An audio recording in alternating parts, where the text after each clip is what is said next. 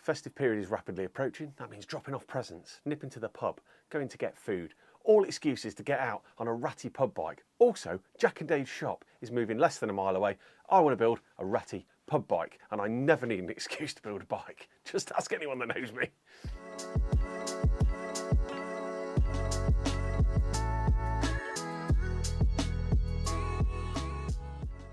Well, alright folks, welcome back to Downhill Smooth Tarmac. I'm Jeff, and this is your YouTube home for all things cycling, particularly if you like a retro, vintage or budget flavour. And in this episode, we're going to be building what people call a ratty sort of pub bike. Rat bike, whatever you want to call it. Doesn't mean it's not going to have some cool, but I need something for nipping up, because as I said before, Jack and Dave are moving up the road from me. They're going to be about a mile away. I want something simple, ratty, cool looking, no clipping pedals, none of that, just something I can jump on to whip up the road when I want to go and see him at the shop, flip the kettle on, you know, all that cool stuff. I've been into my tent and I think I've found a contender. And here is my contender. This is a Maclean Featherweight vintage bike from the 1960s. Now, before any of you vintage fans start chomping at the bit about you can't use that as a rat bike, this is a Holdsworthy made Maclean Featherweight. It's got a head badge that's quite fancy, and that actually tells you that it's not an original proper Maclean, but a 60s one made by the same people as Holdsworth. That means it's got nice skinny stays, it's very pretty. This one has been sitting rotting in my storage container since pre my shop because I didn't really know what to do with it. Now I've got a plan. Now, before I talk about that plan, you might have noticed this frame is really ratty, but shiny. That's because it's had a good rub back and I've lacquered it to stop it getting any worse than it is right now. And this is a perfect point to mention something I've found at your local Halfords, which is changing the way I'm prepping my ratty bikes. And it's this. Halfords have recently brought out this advanced body shop lacquer. Can hear the ball bearings rattling. This is phenomenally good. You don't need a lot of it, and just to protect the frame with a nice shine, this stuff, really, really good. So the build. Okay, so for this build, I have kept it super duper simple. We're going to go for a single speed. Found these in the basement of Dave and Jack's shop. I think these will be all right. They're pretty knackered. They're old carbon cranks. They'll be okay. I think there's a bottom bracket with them. Borrowed this straight off another build that you haven't even seen on the channel yet, and I've just got a bit bored with the build, so I thought these will do. Nice wide handlebars, silver stem. Wheels wise, I'm pulling the same trick I've done with a few vintage bikes in the past. This bike is designed for 27 by 1¼ wheels, so a bigger rolling radius wheel than a 700C, which means if you can find yourself a nice fat 700C wheel with up to about 38C tyre, you can do that. You can put it in and it will fit, but you need a long drop brake, which I've already got. Single speed duty is taken care of by an old Halo Clickster, 16 tooth. So gear ratio we're going for is 36:16, which should be fine for most things, hopefully. So that's the plan. Single speed, ratty bike build, as quick as possible. Let's get it built so we can have a look at it. So with the headset already done, the first order of business is this bottom bracket, and I'm putting a load of grease in those threads because it is old and it's a little rusty. And then I'm going to put in that FSA Mega XO bottom bracket and tighten that right up.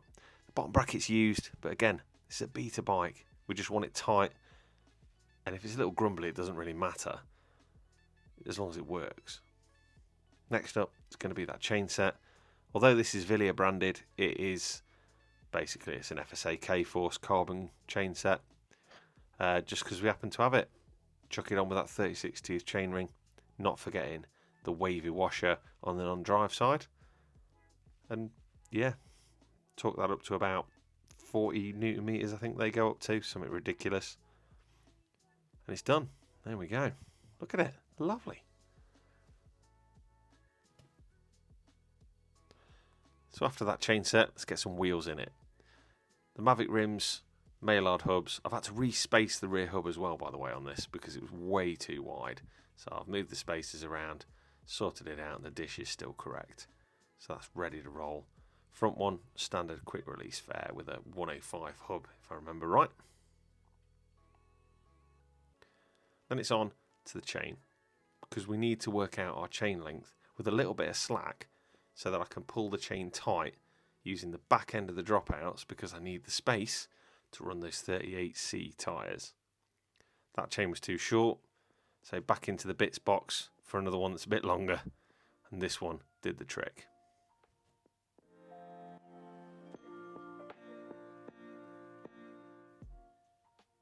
So I'm not using a quick link or anything like that with this chain, just going straight in for a pin, pushing it through, making it work. And again, I need a bit of slack because I need to pull the chain back towards the back end of the dropouts to get it tight and actually to get it to clear the frame without me having to knock some dents into it. And there we go.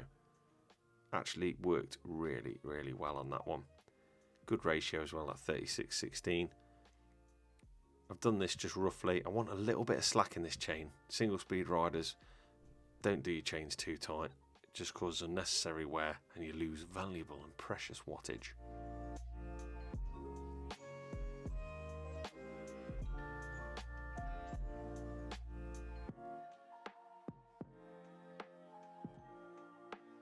Okay, so with the drivetrain done, let's get on to sorting that cockpit out. Again, lots of grease before we put that quill stem adapter in place. This bike is never going to be a forever prospect. It's a beta bike. I want it all to come apart easily.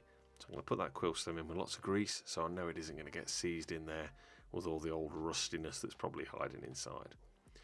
Brake levers, Billy basic stuff. This is Shimano Altus, but they strangely look quite nice actually. They're quite thin and skinny looking. It's very rare that you find a brake lever for a flat bar that you have to use a Japanese industrial Phillips head for. Oh, the grips. Grips went for these Odi lock-ons. You can't see me, but I'm doing quotation fingers because these are off AliExpress. There ain't no way they're real.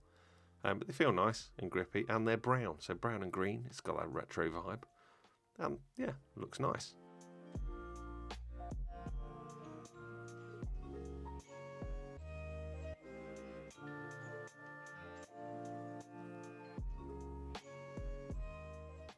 So just getting those brake levers set up now, roughly where I want them to be for the perfect cockpit setup. And let's have a look at it, see how they're looking. There we go. So we've got a nice wide bar with those levers. It looks nice, and I love that clean look with a single speed, no gear shifters, nothing like that. Just looks really cool. So it's onto the brakes, those long drop Tektro brakes. These are a little bit rusty and ratty around the edges. Doesn't matter for this build. I'm using the existing pads. I think there's plenty of meat left on them. Handily, these are the long drop brakes that have the external 10mm nut rather than the recessed one, so there's no drilling required. Make my life a little bit easier there. I'm just setting them up really basic, just getting the pads at the right level and making sure that they're nice and springy. Then it's on to cabling. This is some green cabling that was for another project, but it was too short. Martin sourced this for us. I thought this would be perfect. Chuck it on there. It's green bike, brown bits, whatever. I'm just going to go for that with standard stainless brake cables just to get it all running nice and safely as well. I don't want no sticky galv cables in there. I want stainless. And that's it. Really nice setup. Just remember, if you are doing a build like this, you want to be using brake levers for a flat bar that are for a canty brake, not a V brake. It's not the right pull ratio. A canty will work really nicely. And you can see there, now I'm testing the brake, you can see I've got the right lever. It's got a nice pull to it. I can pull the lever in and get a nice good stop. Take it from me, it's worth it. Back brake, more of the same. Just setting that one up again. Got the spacers and that thankful external 10mm nut just to make fitment way easier. Simple stuff, these single speed builds. Super straightforward. That's why I love building them. You can just get around to riding them as quick as possible, really. That's the beauty of them. So there we go, getting the pads set up for the back one as well, and then this thing is going to be ready to roll. So yeah, just getting that cabling in now, last bit of that green outer.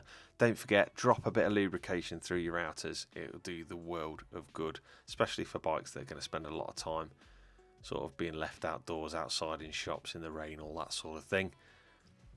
Put the cable through. Again, as for the front, pull it nice and tight, give it all a good squeeze and a stretch. Do your final setup. And there you go, you're pretty much done. That's the beauty of these kind of bikes. Don't overthink it, build it, ride it. Awesome. It's the joy of a single speed build.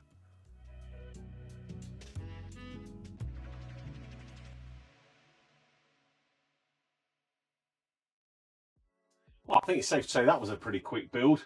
And what I've got is I've got myself a bike that looks tatty enough that it's not going to draw too much attention if I have to leave it with a quick cable lock outside the shop. But cool enough that it's going to be fun to ride. In fact, even though it's dark out, I am going to just quickly go for a spin around the block in a second, because this thing is just ready to go. That's the thing, you put flat pedals on something, I can't help myself, got to ride it. So what did I do? I took an old Maclean Featherweight road bike from the 1960s. We converted it to 700C. I rubbed the frame down, lacquered it, protected it, put a quill stem converter and some modern wide bars, 700C with a 38C tyre, 36/16 gearing on the single speed there, long drop brakes, nice levers, a few brown bits to go with the green frame, and we've got ourselves a cool runabout single speed bike. That's it, it's good to go, it's good to go. It's a few nice things. I love the head badge on this, that lovely head badge is really, really nice, and the fact that I've managed to protect what's left of the old water slide decals on the frame, just, well, because. Is it madness to put an FSA K-Force carbon crankset on? Yeah, oh, absolutely. Yeah, don't know what I was thinking there, but it's what we had lying around. So there we go. I do like just building from what I've got lying around, and I know I'm quite lucky, having had a shop in the past, I've got lots of old bits lying around that I can call upon to do these kind of builds. But have you ever thought about it? Just get out to your workshop, get out to your garage, find some old bike bits you've got knocking around and see what you can make. You might be able to make something which will make your Christmas a little bit more fun. So that's it, let's wrap it up. I have waffled. So I hope your next ride is downhill smooth tarmac. Keep your wheels spinning, rubber on the road, knobblies on the trail and all that. Good human being first, even better cyclist second. Look out for each other. Just be good. If you get a minute, like, comment, subscribe. All helps the channel to grow. Don't let any of that get in the way of you getting out there and riding your bike. Until next time, thank you for watching.